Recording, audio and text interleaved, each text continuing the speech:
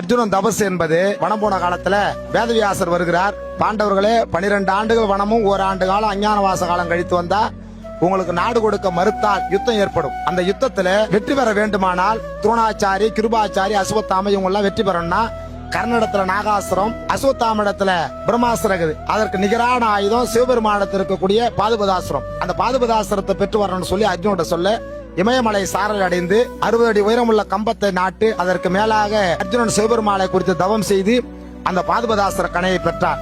இது அந்த பாதுபதாஸ்திர கணையை பெற்று வந்தால் இவர் எல்லோரையும் வெற்றி பெறலாம் என்பதற்காக மகாபாரதத்தோட ஒரு அத்தியாயம். இது எலுமிச்சம்பழம்னா அர்ஜுனனுக்கு சிவபெருமாள் காட்சி கொடுத்து அந்த ஆட்டம் தானே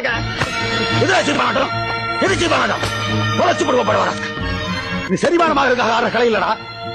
பசியோட பசிய மறக்கிறதுக்காக பட்டினியோட வந்து உட்கார்ந்து இருக்கானே ஏழை பால அவரை சந்தோஷப்படுத்துற கலையா.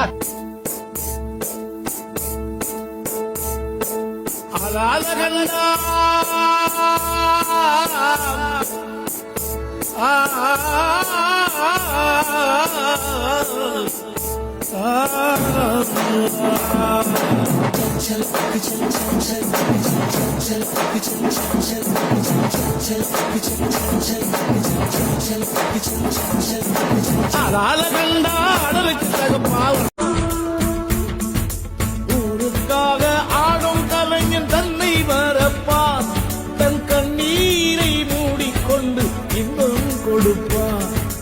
புலிகள் அழுவது ஏது, அட பறவையும் அழ அறியாது. போர்க்களம் நீ துரியோதனனும் மடிந்து மண்ணில் வீழ்வான். ஏனெனில் நிகழும் பாரத போரானது தனது இறுதி கட்டத்தை நெருங்கிவிட்டது.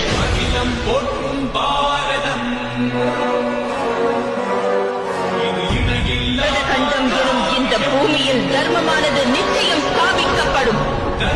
நிச்சயம்.